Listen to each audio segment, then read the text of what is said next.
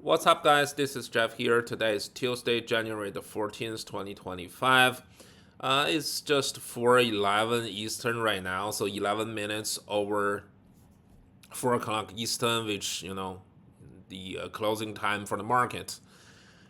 We can clearly see from the screen today we had another kind of bumpy day because of the PPI. I actually gave you a lot of detailed information regarding PPI. I told you PPI is a measurement from producer, from manufacturer perspective to tell you what is upcoming in terms of manufacturing or producing in next following months. So it's kind of important economic data to give you a hint about upcoming inflation data, right? So as the result of a pretty good PPI released this morning, which is 0.2% up from last month, but at the same time also 0.2% lower than the market expectations. So due to that pretty good PPI inflation data, our market had a pretty strong, solid starting point for the day.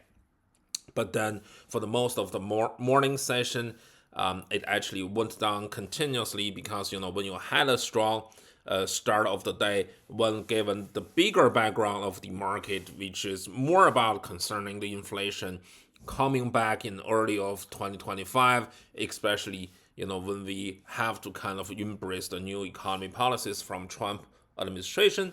So a lot of capitals, a lot of investors took the opportunities, took the advantage of a up beginning of the day and started to sell some of the stocks, especially the tech stocks. So for the most of the morning session, the indexes went down sharply. Between 1 and 2 o'clock Eastern, it bounced back a little bit, but when it's close to the end of the marketing hours, the indexes drop significantly again. So as a result, three major indexes. One more time, we have SPY 500 and Dow, which is a kind of more balanced combination of every single industry. We had two of these three major indexes are in the green zone, are actually higher than previous trading day, but then Nasdaq as a bigger combination of tech companies today had another kind of sell-off pressure day. At the end of the trading session, we actually have 0.23% lower than the previous trading day. So I would say the PPI definitely gave us a little hope because the money in the market are definitely concerned about the tariff increase, about kind of aggressive international trading war that probably will be launched to some extent, closing the end of January. But then we are not exactly sure. So given this clear type of uncertainty, money or capital want to put more shares of their assets on the sideline and watching what exactly is going on and just remain a portion of their assets in the stock market. Just make sure if the stock market bounce up quickly after 120, they still have some shares in the market, right? So given that kind of the major mentality of the market, I personally won't be surprised by today's overall trend. PPI removed somewhat concerns about upcoming inflation, but it's not all, right? Tomorrow will be the real inflation data coming in. CPI will be available for every single investors before the market starts tomorrow. So I would say, from data perspective, probably right now CPI is the most important economic data that market is looking for. Especially at the end of this month, beginning of February, there will be the very first time FOMC meeting when Federal Reserve will discuss what's the exact monetary policy at the beginning of the new year. So tomorrow is gonna be important day. CPI is gonna be very influential. Again, with these uncertainty mentalities, I personally do not expect a lot of new money, a lot of real hot money kind of coming into the market at this moment right now. So let's again just hold our breath, see what we will have for tomorrow. With given kind of a mixed performance from the three major indexes, let's jump right into our account performance for the day.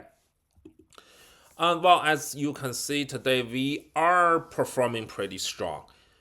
Even though we are still very slightly lower than 150,000, but we do have a green day. We are up a little over 2%. If you guys still remember the trading activities that I had from yesterday, I purchased a couple of stocks. One is Carnival Cruise Lines. Another one is LOVE Love as a furniture maker company. Actually, both of these two stocks went pretty well, I would say, for the day. Love was actually pretty strong, in the middle of the day, right? Most of the time, I would say Love performed very solid until the moment that all of the indexes started to drop off, roughly like 1.5 hours, before the close of the day, which is roughly 2:30 to 3 o'clock Eastern. So Love had a pretty strong day for the most of the time, but then went down, basically together with the indexes, which is fun. We still book a kind of a little over 1% increase for this company. When cruise line company Carnival, again, I won't really give you guys a lot of detailed explanations about this one. I have been talking about airlines and cruise lines for so long time. I would just say, given a very consistent and pretty long time decline, even though for each individual day it won't, be declining for a lot, but that was a consistent decline in the past almost a month, which gives the overall price for Carnival Cruise Lines a more reasonable buying price. That's the reason why I did buy some shares, additional shares from yesterday. Very happy to see that we have roughly 2.5% increase for the day. Definitely is gonna hold it for longer. No problem with holding this one until I see the earning release from, for example, Royal Caribbean or Norwegian Cruise Lines, who are actually in the same industry with Carnivals. I do have kind of strong confidence about all of the cruise lines companies' financial performance in this earnings season. And also, as I said, right, given almost 1 month or a little over than a month, a consistent decline, I think it's more reasonable if we talk about the value versus the real stock price, right? So, again, that's the major reason why I decided to buy it yesterday. If we look at my overall portfolio here, my top three, my largest three holdings, they all performed pretty good for the day. Micron, even though Nasdaq was down, even though Nvidia was down, but Micron still were actually able to book another like 2.4% gain for the day. And of course, the largest one is the China ETF YINN. If you focus on Hong Kong stock market yesterday, I mean last night from American time perspective, as well as the mainland China stock markets, you would know what is going on there. They had a really really great trading session yesterday. As a result of that, YINN, the China ETF, goes up quickly. For today, it won't be a surprise for any investors, right? American Airlines, overall, the airline industry had a really tough day yesterday, but it's just kind of a natural bounce back given actually in the past 6, 7, 8 months consistent increase for the stock price. Especially last Friday, Delta issued a really strong earnings as the beginning of the earnings session. So market has a lot of kind of the profit realization mentality for Monday. So the entire airline companies, the airline industry went down, between 3% to 5% yesterday. And today is just a normal bounce back day. So nothing more. Again, AAL and UAL, another two major American airline companies, will issue their financial performance in the next couple of weeks. Definitely looking forward to that.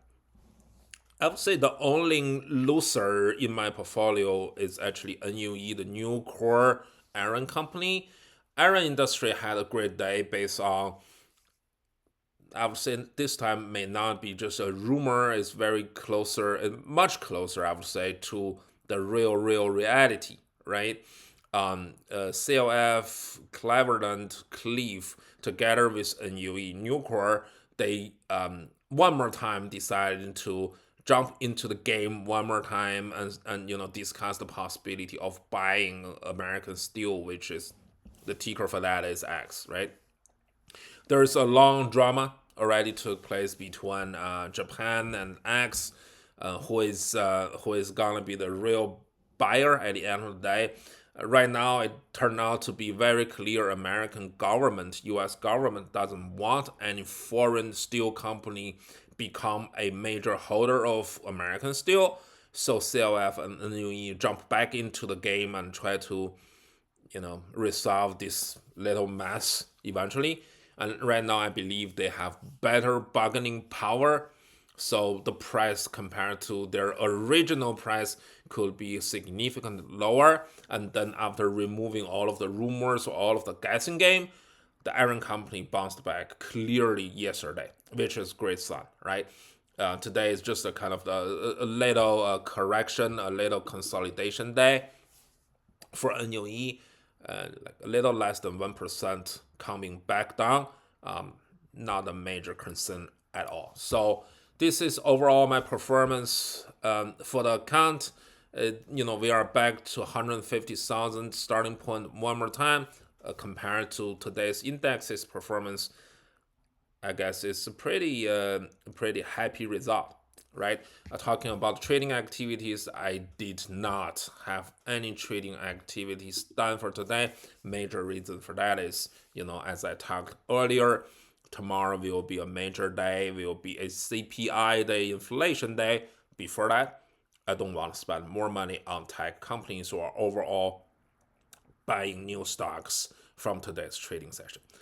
All right, this is pretty much for today's video. I just hope you would be like me, enjoying the trading session for today. I hope everyone's account is going great. If you have any recommendations or ideas or suggestions, questions, don't hesitate to leave those things below this video. If you haven't subscribed, please do.